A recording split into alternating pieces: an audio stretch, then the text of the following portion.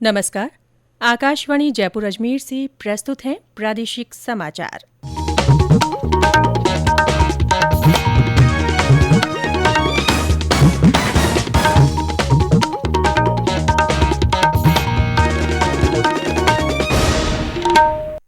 मुख्य समाचार।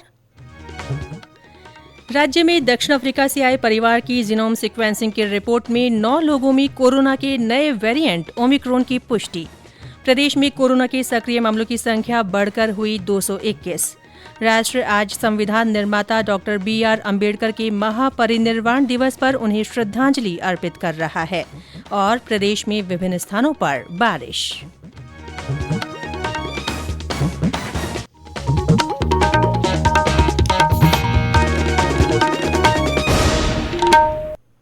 समाचारों के साथ मैं रितिका गुप्ता।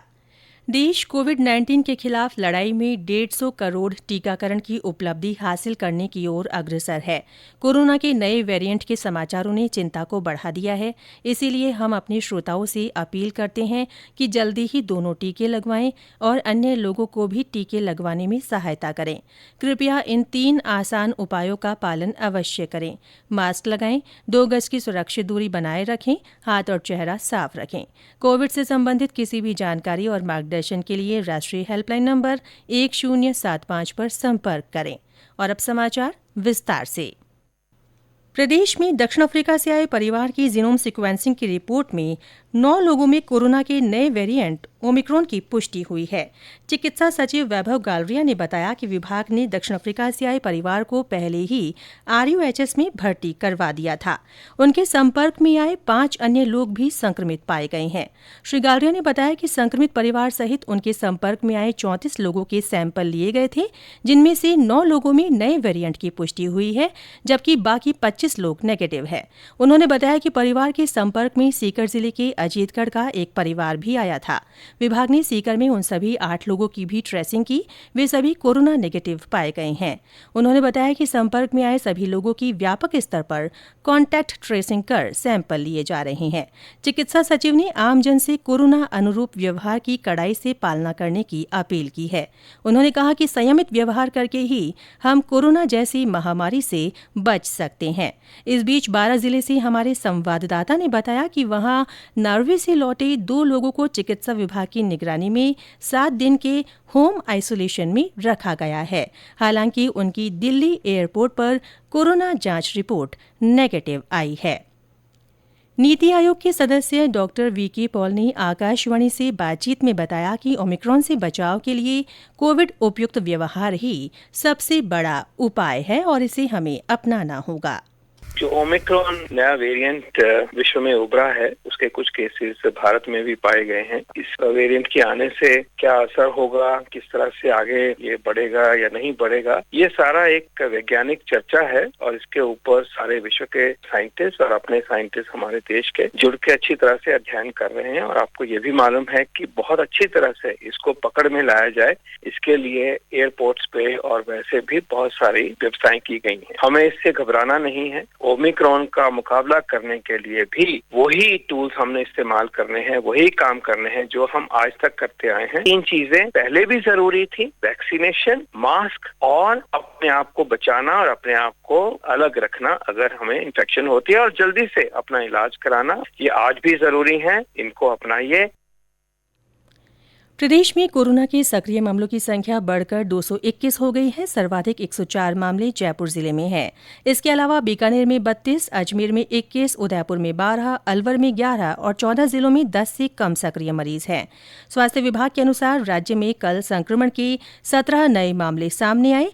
जयपुर जिले में 7, अजमेर, जोधपुर और नागौर में 2-2 और अलवर, डूंगरपुर, हनुमानगढ़ तथा जैसलमेर में 1-1 व्यक्ति में संक्रमण का पता चला। कल इस बीमारी से 9 और लोगों के ठीक होने के साथ ही अब तक 9,45,715 लोग स्वस्थ हो चुके हैं।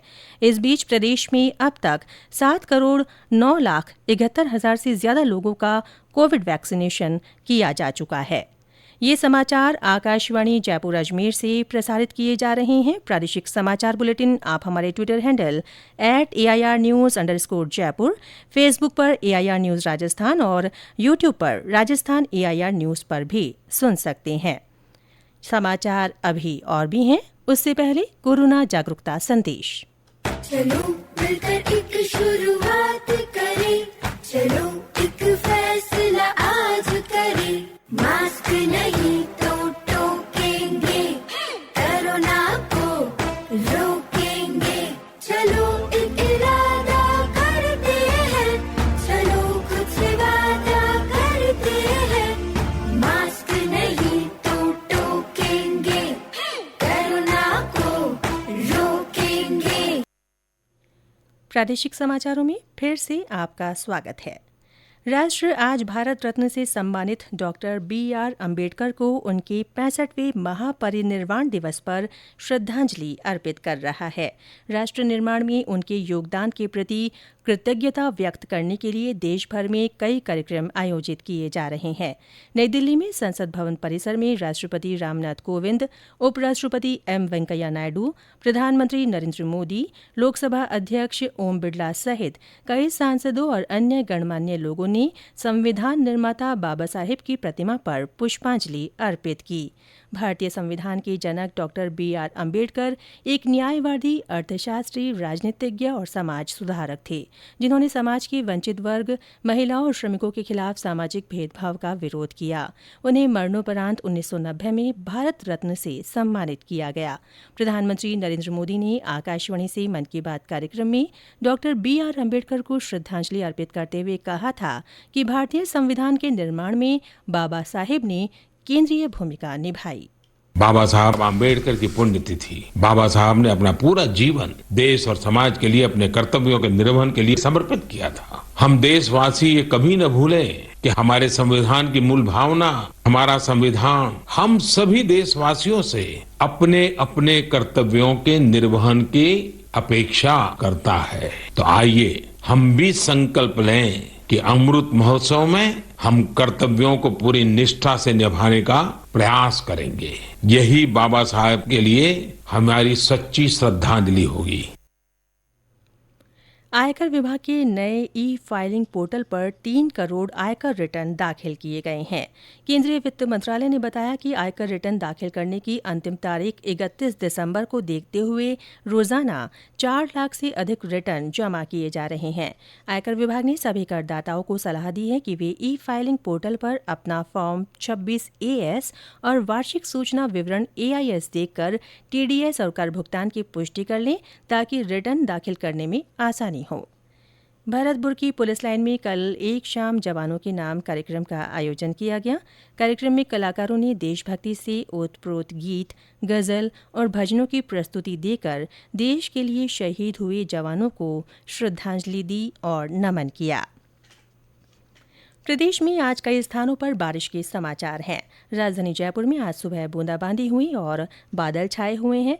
वहीं भरतपुर में बादल छाने के साथ कोहरा भी नजर आया। हमारे भरतपुर संवाददाता ने बताया कि जिले में मौसम बदलने से जनजीवन प्रभावित हुआ है। ठंड का असर बढ़ने से गेहूं की फसल को फायदा होना माना जा रहा है और किसान भी खुश नजर आ रहे हैं। वहीं धौलपुर, सवाईमाधोपुर और करौली में भी आज सुबह बूंदाबांदी हुई। उधर सीकर जिले के फतेहपुर शेखावाटी में आज न्यूनतम तापमान में बढ़ोतरी दर्ज की गई। वहां 8 डिग्री सेल्सियस तापमान रहा। सवाईमाधोपुर जिले के करमोदा स्थित कृषि विज्ञान केंद्र में कल विश्व मृदा दिवस पर किसान गोष्ठी का आयोजन किया गया। इस मौके पर 10 किसानों को मिट्टी की जांच के बाद मृदा स्वास्थ्य कार्ड वितरित किए गए। और अंत में मुख्य समाचार एक बार फिर। राज्य में दक्षिण अफ्रीका से आए परिवार की जीनोम सीक्वेंसिंग की रिपोर्ट में 9 लोगों में कोरोना के नए वेरिएंट ओमिक्रॉन की पुष्टि हुई है। प्रदेश में कोरोना के सक्रिय मामलों की संख्या बढ़कर 221 हो गई है। राष्ट्र आज संविधान निर्माता डॉक्टर B.R. अम्बेडकर के महापरिनिर्वाण दिवस पर उन्हें श्रद्धांजलि अर्पित कर रहा है।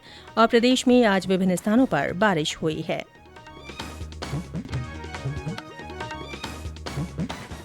इसी के साथ प्रादेशिक समाचार बुलेटिन समाप्त हुआ। नमस्कार।